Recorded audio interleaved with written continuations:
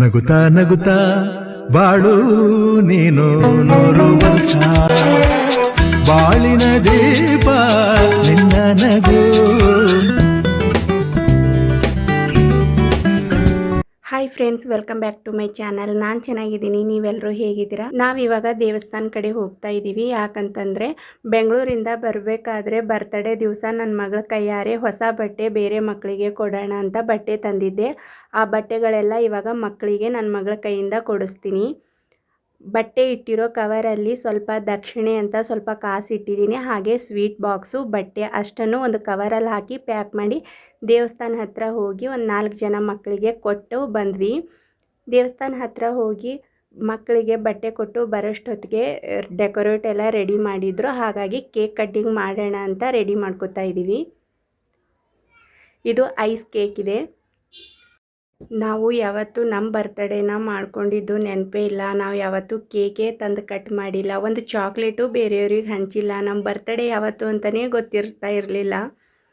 ಆದರೆ ಇವಾಗ ನನ್ನ ಮಗಳು ಬರ್ತಡೇ ತುಂಬ ಖುಷಿಯಿಂದ, ಇನ್ನೂ ಮುಂದಿನ ತಿಂಗಳು ಇದೇ ಬರ್ತಡೇ ಅಂದರೆ ನಾನು 1 ತಿಂಗಳು ಮುಂಚೆನೇ ಎಲ್ಲ ರೆಡಿ ಮಾಡ್ಕೋತೀನಿ. ಮತ್ತು ಅವಳು ಬರ್ತಡೇ ಅವಳಿಗೆ ಅವ್ರ ಮನೆಯವ್ರಿಗೆ ಅಷ್ಟೇ ಖುಷಿ ಕೊಡೋದಲ್ಲ, ಬೇರೆಯವರಿಗೂ ಖುಷಿ ಆಗಬೇಕು ಅಂತ ನನ್ನ ಮಗಳ ಹೆಸರು ಮೇಲೆ ಸ್ವಲ್ಪ ಅನ್ನದಾನಕ್ಕೆ ಎಲ್ಲಾದರೂ ಸ್ವಲ್ಪ ಹಣ ಕೊಡ್ತೀನಿ. ಹಾಗೆಯೇ ಬಡ ಮಕ್ಕಳಿಗೆ ಬಟ್ಟೆ ಕೊಡಿಸ್ತೀನಿ, ಸ್ವೀಟ್ ಕೊಡಿಸ್ತೀನಿ, ನನ್ನ ಕೈಲಾದಷ್ಟು ಕೊಡಿಸ್ತಾ ಇರ್ತೀನಿ. ಯಾಕಂತಂದರೆ ನನ್ನ ಮಗಳ ಬರ್ತಡೇ ದಿವಸ ಬೇರೆಯವರು ಖುಷಿಯಾಗಿರಬೇಕು ಅನ್ನೋದು ಒಂದೇ ಆಸೆ. ನಗುತ್ತಾ ನಗುತ್ತಾ ಬಾಳು ನೀನು 100 ವರ್ಷ.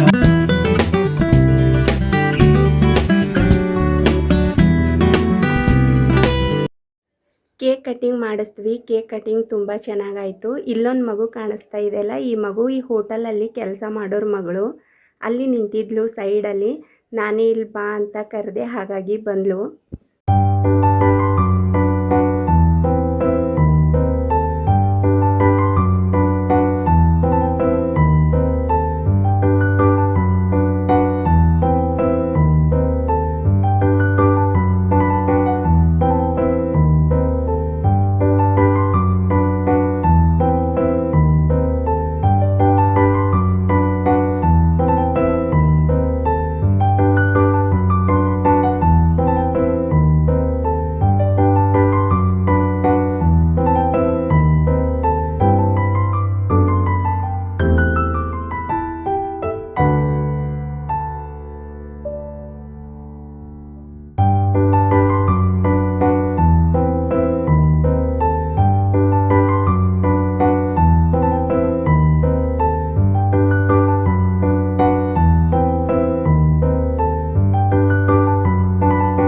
ದೇವರೇ ನನ್ನ ಮೇಲೆ ಅನುಗ್ರಹ ತೋರಿಸ್ದಂಗೆ, ನನ್ನ ಮೇಲೆ ಆಶೀರ್ವಾದ ಇಟ್ಟಂಗೆ ನನ್ನ ಮಗಳಿಗೂ ಆಶೀರ್ವಾದ ಮಾಡು ದೇವರೇ. ನನ್ನ ಮಗಳು ಸುಖ ಶಾಂತಿ ನೆಮ್ಮದಿಯಿಂದ 100 ವರ್ಷ ಆಯುಷು ಇರೋವರೆಗೂ ಚೆನ್ನಾಗಿ ಇರಲಿ ದೇವರೇ ಅಂತ ಕೇಳ್ಕೊತೀನಿ ಆ ದೇವ್ರ ಹತ್ರ.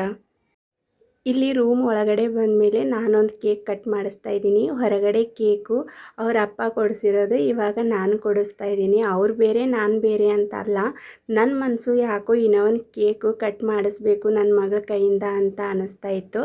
ಅದಕ್ಕೋಸ್ಕರ ಒಂದು ಪುಟಾಣಿ ಚಿಕ್ಕದ ಕೇಕ್ ತಂದುಬಿಟ್ಟು ಇವಾಗ ಕೇಕ್ ಕಟ್ ಮಾಡಿಸ್ತಾ ಇದ್ದೀನಿ.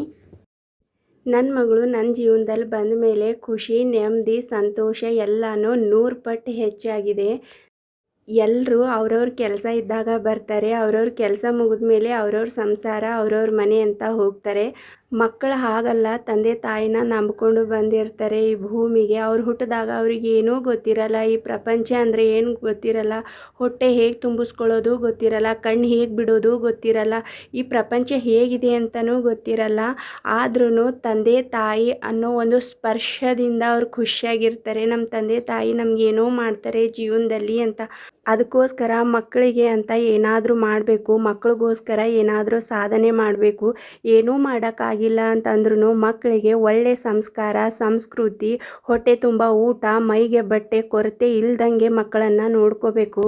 ಒಂದು ವಯಸ್ಸು ಆಗೋವರೆಗೂ ಮಾತ್ರ ಮಕ್ಕಳು ತಂದೆ ತಾಯಿ ಮೇಲೆ ಡಿಪೆಂಡ್ ಇರ್ತಾರೆ. ಆ ವಯಸ್ಸು ಮೀರಿ ಹೋದ್ಮೇಲೆ ಮಕ್ಕಳು ನಮ್ಮ ಮೇಲೆ ಡಿಪೆಂಡ್ ಇರಲ್ಲ, ಅವ್ರ ಕಾಲ ಮೇಲೆ ಅವರು ನಿಂತ್ಕೋತಾರೆ. ನಾವು ಮಾಡಿರೋ ಪ್ರೀತಿ ನೆನಪುಗಳು ಮಾತ್ರ ಅವ್ರ ಜೊತೆ ಇರುತ್ತೆ.